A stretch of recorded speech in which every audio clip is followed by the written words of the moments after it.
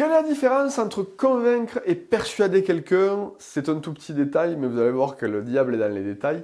Donc, restez avec moi jusqu'au bout et vous saurez quelle est la différence et comment faire valider des prises de décision auprès de vos interlocuteurs sans retour en arrière. Avant, si ça n'est pas déjà fait, cliquez ci-dessous pour vous abonner, sur la petite cloche pour être notifié à chaque nouvelle vidéo publiée.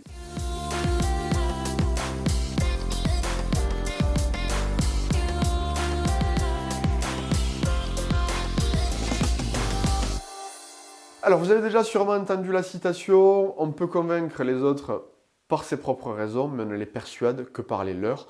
Il me semble que c'est une citation d'Alphonse Daudet, mais qui a tout son poids et tout son sens dans cette vidéo, puisqu'effectivement, il y a un petit détail, une toute petite subtilité qui fait une énorme différence entre convaincre et persuader. Et donc on évite un maximum d'annulation et on minimise le taux de rétractation qui dans certains secteurs d'activité peut être conséquent. Donc voilà pourquoi ce tout petit détail fait une énorme différence. Et voyons en fin de compte, première étape, comment convaincre quelqu'un. Vous avez d'autres vidéos sur cette chaîne qui vous expliquent les différentes méthodologies pour arriver à convaincre quelqu'un, avec la méthode CAP, la méthode CAP, la méthode CAP-SON-CAS. Voilà, vous avez différents leviers sur lesquels vous pouvez appuyer pour arriver en fin de compte à démontrer à votre interlocuteur, à le convaincre à travers des arguments de manière rationnelle que la solution que vous proposez est la plus adaptée dans sa situation. Et donc vous allez vous appuyer sur la raison, sur des éléments rationnels, sur des éléments factuels, sur des éléments de preuve par rapport en fin de compte à tout ce que vous avez dans votre boîte à outils, dans votre argumentaire commercial. Et donc là en fin de compte vous vous retrouverez dans des situations commerciales où vous serez face à des clients qui vont acquiescer, qui seront d'accord avec vos propos. Et donc, qui penseront qu'effectivement, vos produits et services sont bons, qu'ils respectent leurs promesses, qu'ils permettent véritablement d'apporter une certaine valeur ajoutée, je ne sais pas moi, qu'ils font gagner du temps, de l'argent, qu'ils économisent des problématiques à certains clients. Ils vont valider tout ça, mais pas forcément pour eux, dans leur situation.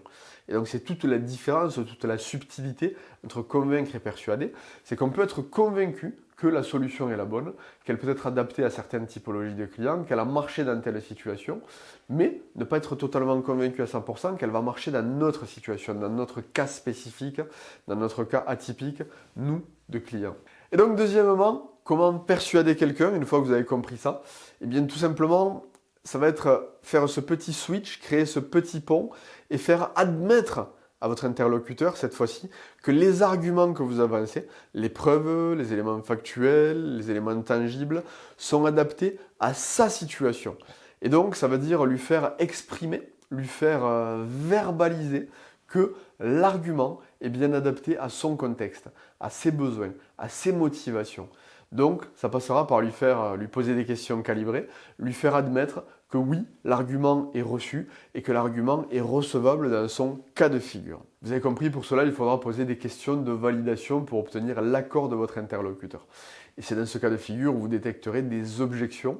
Des objections, eh bien, là où votre interlocuteur sera convaincu mais ne sera pas persuadé de faire la meilleure affaire. Et charge à vous de traiter ces objections pour le faire passer de convaincu à persuadé de faire la meilleure affaire. Donc troisièmement, vous l'avez compris, la différence entre convaincre et persuader réside dans une toute petite subtilité mais qui fait une énorme différence et qui fait toute la différence dans la vente. C'est ce qui évitera à vos clients de sentir que la solution est bonne, mais qu'elle n'est pas adaptée à lui parfaitement à 100%, qu'elle n'est pas parfaitement pour lui tout de suite dans l'instant T. Donc il faudra faire ce pont, cette toute petite subtilité comme on l'a vu, il faudra arriver à faire en sorte que les choses soient les plus évidentes possibles pour votre client, lui faire admettre, lui faire verbaliser, et lui faire verbaliser qu'il est bon de passer à l'action tout de suite. Et donc la finalité, c'est que seul un client persuadé à 100% passera à l'action de manière rapide, fluide et naturelle dans un laps de temps très court. Dans tous les autres cas, ça ne veut pas dire que vous n'obtiendrez pas une prise de décision, mais effectivement, un client qui est convaincu pourra potentiellement annuler après-vente ou eh bien, utiliser son droit de rétractation parce que, effectivement, a posteriori, après l'achat, après la prise de décision, il va se mettre à challenger. Il va se mettre à challenger le mode de raisonnement qu'il aura eu, à challenger les arguments que vous aurez mis en avant.